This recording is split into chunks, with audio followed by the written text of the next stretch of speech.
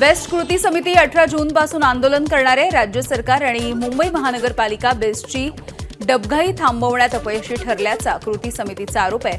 तर 16 तारखेपर्यंत निर्णय न घेतल्यास आंदोलनामध्ये अनेक संघटना सहभागी होणार असल्याची माहिती आहे। मुख्यमंत्री देवेंद्र फडणवीस यांच्याकडून वर्सोवा ते भाईंदर दरम्यानच्या नॉर्थ कोस्टल रोडच्या कामाची पाहणी। कालच भीमाशंकर इथल्या कामाची पाहणी केल्याच्या नंतर आज त्यांनी कोस्टल रोडच्या कामाची पाहणी केली आहे। मुख्यमंत्र्यांच्या नॉर्थ कोस्टल रोडच्या पाहणी वेळेच्या आंदोलन देखील झालंय। खारफुटी संवर्धनासाठी पर्यावरण प्रेमींनी आंदोलन केलं। आंदोलक आणि भाजपच्या कार्यकर्त्यांमध्ये शाब्दिक वाद। उपमुख्यमंत्री सुनेत्रा पवार यांनी भीमाशंकर मंदिरामधल्या महादेवाच्या पिंडीचं दर्शन घेतलं। यानंतर परिसरामधल्या विकास कामांचा देखील त्यांनी आढावा घेतलाय। ठाकरेंच्या शिवसेनेचं उद्या नवी मुंबई विमानतळावरती आंदोलन। नवी मुंबई विमानतळावरील गुंडगिरीच्या विरोधामध्ये आंदोलन। कंत्राट मिळालेल्या गौतम अदानींवरती संजय राऊत यांची टीकेची झोड। शिवसेनेच्या संघटनेला दमदाटी केली जात असल्याचाही राऊतांचा आरोप आहे। आमदार प्रसाद लाड यांनी मनसे अध्यक्ष राज ठाकरेंची भेट घेतली। वाढदिवसाच्या निमित्ताने त्यांनी राज ठाकरे यांना शुभेच्छा दिल्या। मनसेचे अध्यक्ष राज ठाकरे यांच्या वाढदिवसाच्या निमित्तानं मुंबईच्या वर्सोव्यामध्ये संदेश देसाई यांच्याकडून हवन पूजन आणि सामाजिक उपक्रम। वाढत्या महागाईमध्ये नागरिकांना दिलासा देण्यासाठी निवडक पेट्रोल पंपावरती प्रति लिटर 5 रुपयांची सवलत। मंत्री पंकजा मुंडे यांच्याकडून जालन्यामधील सोमठाणा इथल्या रेणुका मातेची विधिवत पूजा। पंतप्रधान नरेंद्र मोदी यांच्या कार्याला आणि त्यांच्या कार्यकाळाला 12 वर्ष पूर्ण झाल्यामुळे दीर्घायुष्यासोबतच देशाच्या प्रगतीसाठी त्यांनी देवीला साकडं घातलंय। वर्ध्याच्या साई मंदिरामध्ये महाआरती। जिल्ह्याचे पालकमंत्री पंकज भोयर यांच्या हस्ते महाआरती। पंतप्रधान नरेंद्र मोदींच्या दीर्घायुष्य, उत्तम आरोग्य आणि उज्ज्वल भविष्यासाठी महाआरती। नागपूरमध्ये सध्या पावसाच्या जोरदार सरी बरसतायत आणि उकाड्यापासून नागपूरकरांना मोठा दिलासा। वाशिमच्या रिसोड तालुक्यामधल्या काही भागामध्ये वादळी वाऱ्यासह जोरदार पावसामुळे शेतकऱ्यांमध्ये आनंदाचं वातावरण। मान्सूनपूर्व वादळाचा सिंदखेडराजा तालुक्याला जबर फटका। नेट शेड, सोलार पंप आणि गोठ्यांचं लाखो रुपयांचं नुकसान झालंय।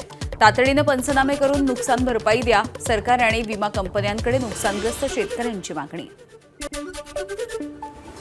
हिंगोलीच्या कळमनुरी वसमत तालुक्यामधील वादळी वारे आणि जोरदार पावसामुळे केळीच्या बागा जमीनदोस्त झाल्या। हातातोंडाशी आलेल्या केळीच्या बागांचं अतोनात नुकसान, शेतकरी हताश। साताऱ्याच्या कोयना धरणामध्ये अवघा 9 टीएमसी पाणीसाठा आहे। पाण्याखालची प्राचीन ऐतिहासिक मंदिरं उघड्यावरती आली आहेत। जलसमाधी घेतलेल्या गावांच्या खुणा जिवंत झाल्या। दुर्मिळ दृश्य बघण्यासाठी पर्यटकांची बॅकवॉटरच्या परिसरामध्ये गर्दी। कोल्हापूर जिल्ह्याला पाण्याच्या टंचाईच्या झळा। पाऊस लांबल्यामुळे प्रमुख धरणांमधल्या पाणी साठ्यामध्ये कमालीची घट। राधानगरी आणि कळंबावाडी या धरणामधून होणारा विसर्गही थांबवला। पाणी जपून वापरण्याचं पालकमंत्री प्रकाश आंबेडकरांचं आवाहन। दक्षिण भारतामध्ये मान्सूनच्या पावसानं जनजीवन विस्कळीत। तमिळनाडूमधल्या वेल्लोर आणि कन्याकुमारीमध्ये मुसळधार पाऊस। वेल्लोरच्या काटपाडीमध्ये रस्त्यांना अक्षरशः नद्यांचं रूप आलंय। कन्याकुमारीमधल्या नद्या आताच धोक्याच्या पातळीवर। रत्नागिरीच्या चिपळूण शहरामधल्या गोवळकोट रोड, मुरादपूर आणि पेठमाप या परिसरामध्ये खारट पाणी पुरवठा। 15 दिवसांपासून पिण्याच्या पाण्याचा प्रश्न गंभीर बनत चाललाय, त्यामुळे स्थानिकांचा संताप। कर्जमाफीसाठी ठाकरेंची शिवसेना आक्रमक। 16 जूनला मराठवाड्यामधल्या प्रत्येक जिल्ह्यामध्ये ट्रॅक्टर मोर्चा काढला जाणार। हिंगोलीमध्ये अंबादास दानवे यांच्या उपस्थितीमध्ये झालेल्या बैठकीत मोर्चा काढण्याचा निर्णय। खरीपाची मशागतपूर्व कामं अंतिम टप्प्यात, पण वाढलेले डिझेलचे दर, मजुरी आणि खतांच्या किमती यामुळे शेतकरी सध्या चिंतेत आहेत।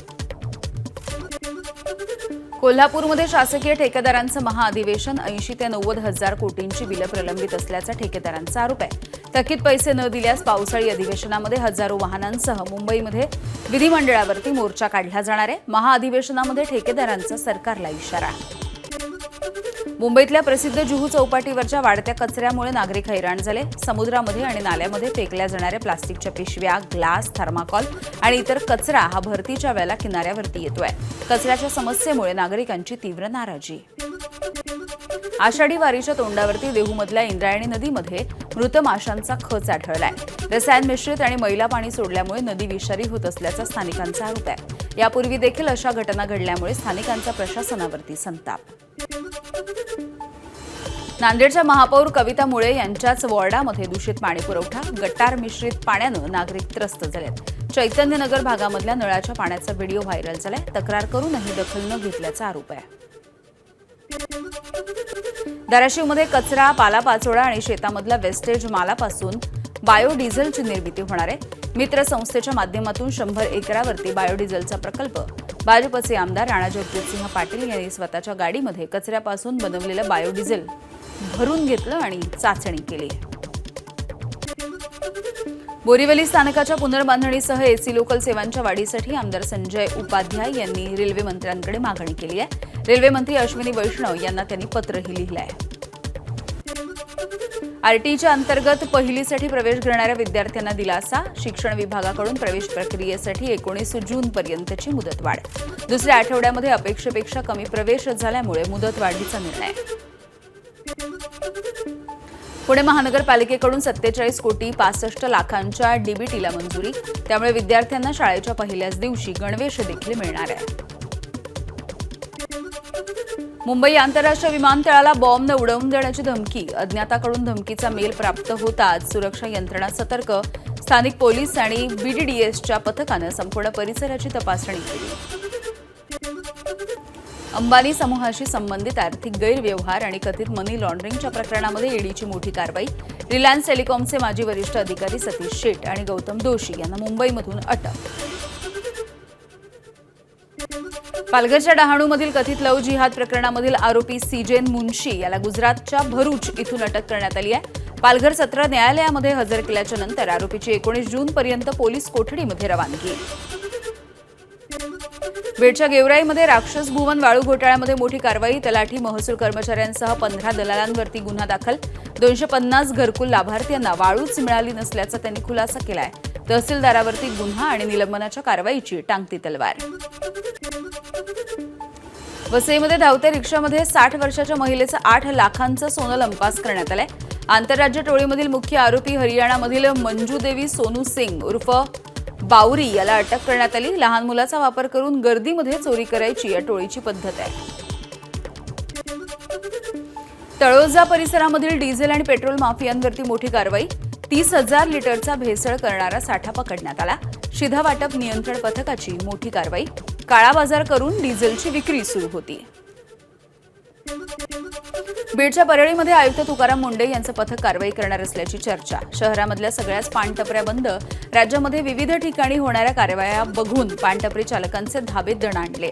पानटपऱ्यांवरती गुटख्याची आणि वेगवेगळ्या पानांची विक्री आतापर्यंत होतीये. वाशिमच्या पोहा गावाजवळच्या समृद्धी महामार्गावरती ट्रक उलटल्यामुळे अपघात झालाय. ट्रकमधून बंदी असलेल्या मांगूर माशाची तस्करी केल्याच्या प्रकरणी 3 जणांच्या विरोधात गुन्हा दाखल. लातूरच्या औसा तालुक्यामधल्या बुधोडा गावाजवळ भीषण अपघात. भरधाव क्रेटा कारची क्रुझर वाहनाला जोरदार धडक. या अपघातामध्ये 3 जणांचा मृत्यू झालाय. 17 जण जखमी आहेत. मुंबईच्या अंधेरी पश्चिम इथल्या स्टार बाजारच्या बेसमेंटमधल्या पार्किंगमध्ये आग लागली. या परिसरामध्ये धुराचे लोट पसरले.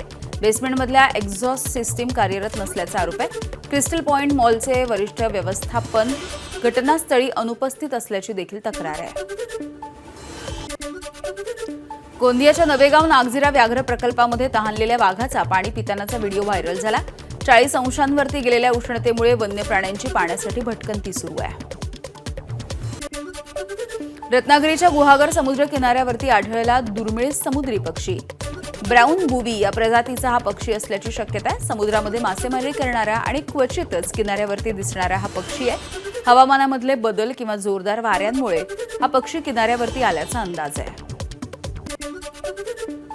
पंतप्रधान मोदींच्या फ्रान्स दौऱ्याचा आजचा दुसरा दिवस आहे. फ्रान्सच्या नीस या ठिकाणी पंतप्रधान नरेंद्र मोदी यांनी फ्रेंच राष्ट्राध्यक्ष इमॅन्युएल मॅक्रॉन यांची भेट घेतली आहे.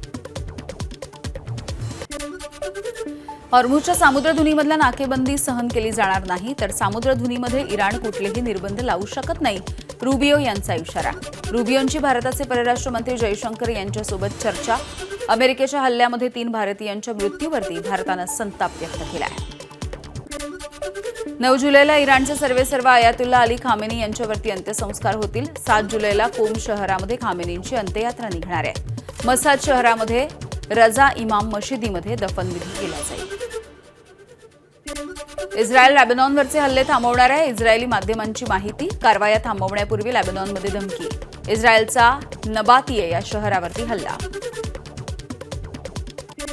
इराण अमेरिका कराराला ब्रिटनचा पाठिंबा. कीर स्टार्मर यांचा कराराला पाठिंबा.